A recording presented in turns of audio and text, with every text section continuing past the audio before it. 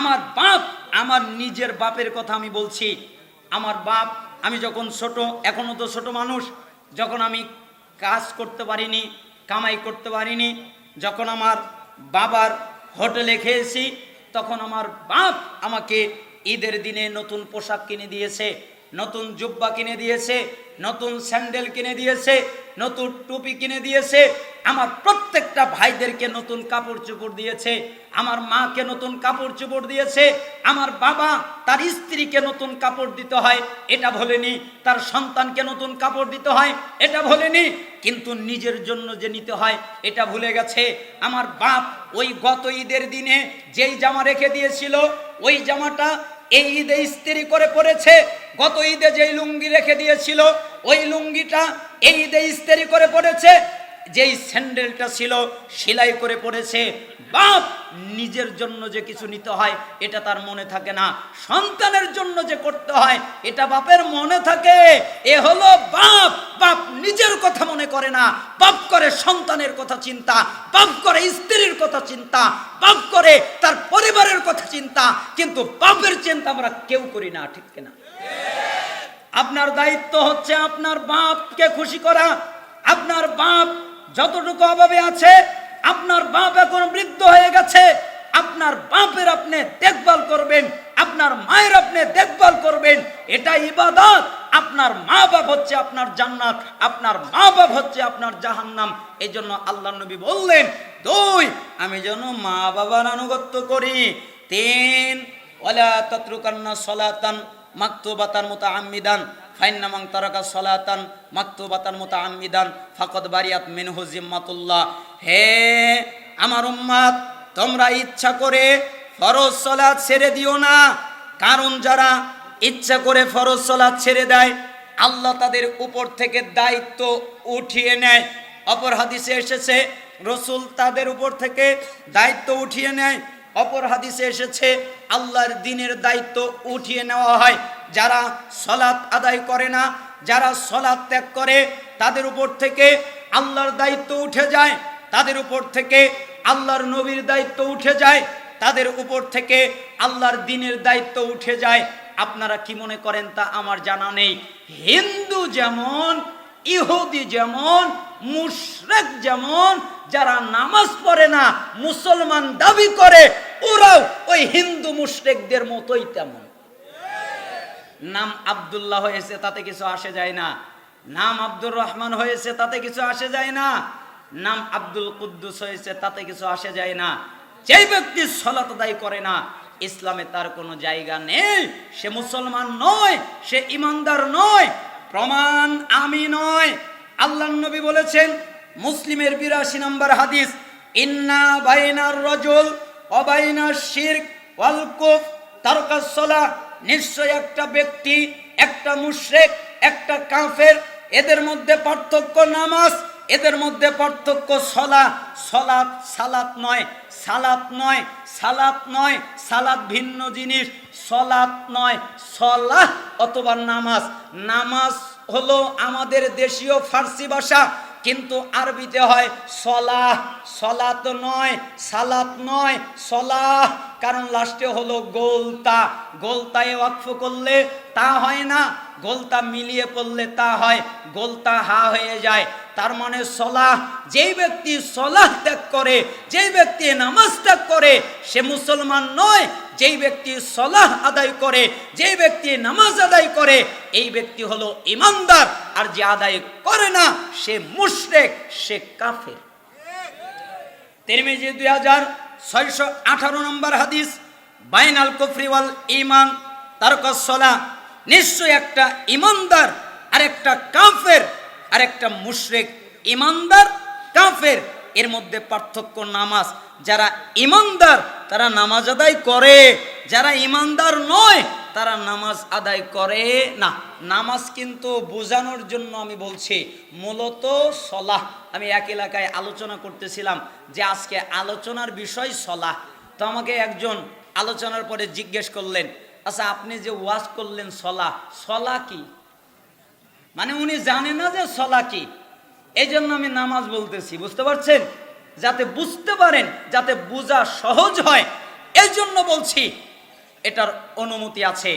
তাহলে সালাত যারা আদায় করে তারা হলো ঈমানদার, যারা সালাত আদায় করে না এরা হলো কাফের। তিরমিজি 2621 নম্বর হাদিস, আলাহাদুল্লাযী বাইনানা বাইনাহুমুস সালাহ ফামান তারাকা ফাকাদ কাফার। আমাদের মধ্যে আর তাদের মধ্যে পার্থক্য সালাহ। আমরা যারা ঈমানদার তারা সালাহ আদায় করি, তারা যারা কাফের তারা সালাহ আদায় করে না। আমরা ঈমানদাররা পড়ি, তারা কাফেররা পড়ে না। আমাদের দেশে আবার এক শ্রেণীর হুজুর আছে, কয় যে সালাহ আদায় না করলে তাকে কাফের বলা যাবে না, সে তো অস্বীকার করে নাই। তা আপনাকে কে বলেছে? আল্লাহ রসুল কি বলেছেন যে সালাত অস্বীকার করলো কুফরি করলো? এরকম হাদিস শুনেছেন জীবনে? কি বলেছেন? যে ত্যাগ করলো ওই কুফরি করলো। আবার অনেকে বলে না এটা হলো ছোট কুফরি। কে বলেছে ছোট কুফরি? বড় কুফরির একটা আলামত হলো ওই কুফরের আগে আলিফ থাকে, লাম থাকে, মারিফা থাকে। বাইনাল কুফরি ওয়াল ঈমান, এই কুফরের আগেও আলিফ লাম আছে, এই ঈমানের আগেও আলিফ লাম আছে। তার মানে প্রকৃত কাফের আর প্রকৃত ঈমানদার এদের মধ্যে পার্থক্য সালাহ। রাসূল সাল্লাল্লাহু আলাইহি সাল্লামের সাহাবী আলী রাদিয়াল্লাহু আনহু বলেন, মাল্লাম ইউসাল্লি ফাহুয়া কাফিরুন, যারা সালাহ আদায় করে না এরা হলো কাফের। আব্দুল্লাহ বিন মাসউদ রাদিয়াল্লাহু আনহু বলেন, মান তারাকাস সালাহ ফালা দীন লাহু, যারা সালাত ত্যাগ করে এদের কোনো দিন নেই, এদের কোনো ধর্ম নেই। আবু দারদা তিনি বলেন, লা ঈমানা লিমান লা সালাতা লাহু, ওই ব্যক্তির ঈমান নেই যেই ব্যক্তি সালাহ আদায় করে না, নামাজ আদায় করে না, ওই ব্যক্তির ঈমান নেই। আলী রাদিয়াল্লাহু আনহু একই কথা বললেন, আব্দুল্লাহ ইবনে মাসউদ রাদিয়াল্লাহু আনহু একই কথা বললেন, আবু দারদা রাদিয়াল্লাহু আনহু একই কথা বললেন, ওমর ইবনুল খাত্তাব রাদিয়াল্লাহু আনহু তিনি বললেন, লা হাজ্জা ফিল ইসলাম লিমান তারাকাস সালাহ, ওই ব্যক্তির ইসলামে কোনো জায়গা নেই, ওই ব্যক্তি ইসলামে কোনো জায়গা পাবে না। ইসলামের জায়গা থেকে মুক্ত যেই ব্যক্তি সালাত আদায় করে না, সালাহ আদায় করে না, ওই ব্যক্তির ইসলামে কোনো জায়গা নাই। তাহলে নামাজ আদায় না করলে মুসলমান কি? কাফের। পরবর্তী প্রজন্ম তাবি আব্দুল্লাহ বিন শাকিক তিনি ইজমা বর্ণনা করছেন, তিরমিজি 2622 নম্বর হাদিস, কানা আসহাবু মুহাম্মদ সাল্লাল্লাহু আলাইহি ওয়াসাল্লাম লা ইয়ারাউনা শাইআম মিনাল আ'মাল তারকুহু কুফরুন গায়রা সালাহ। সাহাবীরা আমলের মধ্যে কোনো আমল ছেড়ে দেওয়াকে কুফরি মনে করতেন না, একমাত্র সালাত ছাড়া। কেউ যদি সালাত ছেড়ে দিত তাহলে তাদেরকে কাফের মনে করা হতো। রাসূলের ফতোয়ায় যারা সালাত পড়ে না এরা কাফের, সাহাবীদের ফতোয়ায় যারা সালাত পড়ে না এরা কাফের, তাবিঈদের ফতোয়ায় যারা সালাত পড়ে না এরা কাফের। ইমামরাও তাই বলেছেন, যারা সালাত পড়ে না।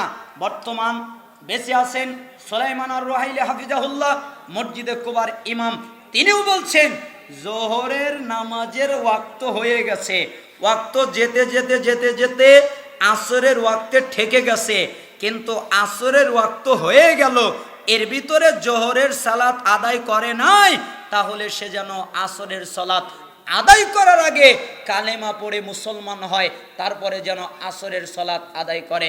আমি বলিনি, মক্কা মদিনার ইমামরা বলেছেন, আমি বলিনি, মসজিদে কুবার ইমাম সুলাইমান আর-রুহাইলি হাফিজাহুল্লাহ তিনি কথা বলেছেন। আমি আপনার সামনে শুধু তার কথাটা নকল করলাম। তাহলে বেনামাজি কত খারাপ। যারা সালাত আদায় করে না এদের সাথে মেয়েকে বিয়ে দেওয়া যাবে না, মেয়েকে বিয়ে দিলে বিবাহ বৈধ হবে না। যারা সালাত আদায় করে না এদের সাথে মেয়েকে বিয়ে দেওয়া বৈধ নয়। আপনি খালি শুনেছেন, কয় আপনার কয়টা ছেলে মেয়ে? কয় আলহামদুলিল্লাহ আমার 3টা জান্নাত। বুঝেছেন? জান্নাত মানে কি? 3 মেয়ে। আরেকজনকে জিজ্ঞেস করে আপনার কয়টা? কয় আমার 2টা জান্নাত। আরেকজনকে জিজ্ঞেস করে আপনার কয়টা? কয় আমার 1টা। বাপ মনে করেছে মেয়ে হলেই জান্নাত, মানে আর কিছু লাগবে না, হলেই জান্নাত। হাদিসের এক অংশ নিয়েছে, আর অংশের দরকার নেই। অথচ আল্লাহ রাসূল সাল্লাল্লাহু আলাইহি সাল্লাম বলছেন, যার 3টা মেয়ে হলো, 3টা মেয়েকে উত্তমভাবে লালন পালন করলো, আদব কায়দা শিক্ষা দিল, ঈমান শিক্ষা দিল, অতঃপর একটা ঈমানদার পাত্রের হাতে তুলে দিল। বাপের কাজ শেষ, এ কারণে বাপকে জান্নাত দেওয়া হবে। তা আপনি যে আপনার মেয়েকে কাফেরের হাতে তুলে দিয়েছেন, আপনি যে আপনার মেয়েকে বেনামাজের হাতে তুলে দিয়েছেন, আপনি যে আপনার মেয়েকে মুশরিকের হাতে তুলে দিয়েছেন, তাহলে আপনার অবস্থা কি হবে? বেনামাজের সাথে বিয়ে দিলে বিয়ে বৈধ নয়, বিয়ে জায়েজ নয়, ওটা বিয়ে হয়নি। যতদিন সংসার করবে ততদিন জিনা হবে। ওই জিনার গুনাহ ওই মেয়ের বাপের গাড়েও এসে উপস্থিত হবে। আপনি চাকরিজীবী খোঁজেন, আপনি সরকারি চাকরি করে কিনা দেখেন, কত টাকা ইনকাম করে এটা দেখেন, কিন্তু তার ঈমান আছে কিনা এটা আপনি দেখার প্রয়োজন মনে করেন না। আরেকটি ফতোয়া আল্লাহর নবী আমাকে বললেন, এক, লা তুশরিক বিল্লাহি শাইআ ওয়া ইন কুতিলতা ওয়া হুররিকতা। এক, আল্লাহর সাথে কাউকে শরীক করবা না। তোমাকে যদি হত্যা করা হয়, তোমাকে যদি আগুনে জ্বালিয়ে দেওয়া হয়, তুমি নিহত হয়ে যাবে, তুমি মরে যাবে, তুমি আগুনে জ্বলে যাবে। ইব্রাহিম আলাইহিস সালামের মতো ইব্রাহিম আলাইহিস সালামকে বলা হলো এই মূর্তিগুলোর ইবাদত করো। ইব্রাহিম আলাইহিস সালাম বললেন, আমি এর ইবাদত কিভাবে করতে পারি? কথা বলতে পারে না, নড়াচড়া করতে পারে না, খাদ্য খেতে পারে না, নিজের শরীর থেকে মশা তাড়াতে পারে না, মাছি তাড়াতে পারে না, যে নিজের উপকার নিজে করতে পারে না, আমি এর ইবাদত কি করে করতে পারি? নমরুদ ক্রুদ্ধ হয়ে গেলেন, রেগে গেলেন। ইব্রাহিম আলাইহিস সালামের বাপ রেগে গেলেন। ইব্রাহিম আলাইহিস সালামের বাপ এবং নমরুদ এবং যত তাদের সহযোগী আছে, এরা একত্রিত হয়ে ইব্রাহিম আলাইহিস সালামকে আগুনে নিক্ষেপ করলেন। ইব্রাহিম আলাইহিস সালাম আগুনে নিক্ষিপ্ত হলেন, আগুনে ঢুকলেন, আগুনে প্রবেশ করানো হলো, তবুও ইব্রাহিম আলাইহিস সালাম শিরিক করলেন না। তার মানে আমি আপনাকে বোঝাতে চাচ্ছি, আপনাকে যদি হত্যা করা হয়, আপনাকে যদি কতল করা হয়, আপনাকে যদি ফাঁসিতে ঝুলানো হয়, আপনাকে যদি গুলির সামনে, পিস্তলের সামনে, রাইফেলের সামনে দাঁড় করিয়ে বলা হয় শিরিক করো, না হলে আমি তোমাকে হত্যা করব, কোনো অবস্থায় নয়, কোনো কারণে নয়, কোনো মাধ্যমে নয়, আল্লাহর সাথে শিরিক চলবে। এই জন্য আল্লাহ নবী বললেন, এক, শিরিক করবা না। ওয়ালা তাউকান্না ওয়ালিদাইক ওয়া ইন আমারাকা আন তাখরুজা মিন আহলিকা মালিক। দুই, পিতা মাতার নাফরমানি করবা না, মা বাবার নাফরমানি করবা না।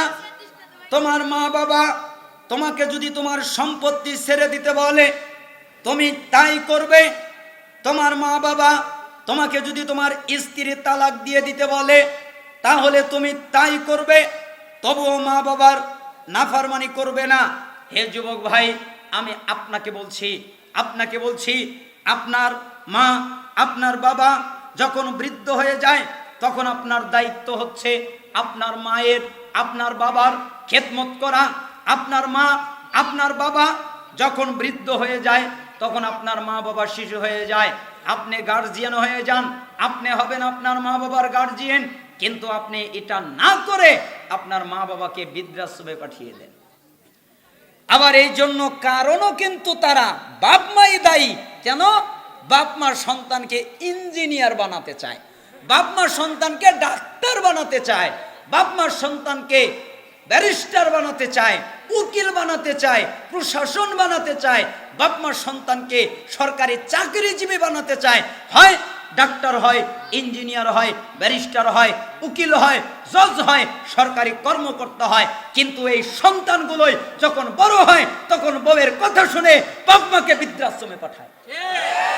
বৃদ্ধাশ্রমে পাঠায় কে? এই সন্তানগুলোই।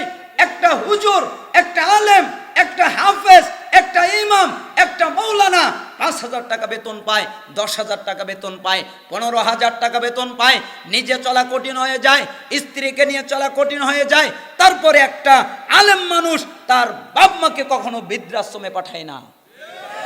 তার মানে বাপ মা আপনি নিজেই দায়ী বৃদ্ধাশ্রমে যাওয়ার জন্যে। অতএব এখনো সতর্ক হন, আপনি আপনার সন্তানকে প্রকৃত মানুষ করার চেষ্টা করেন।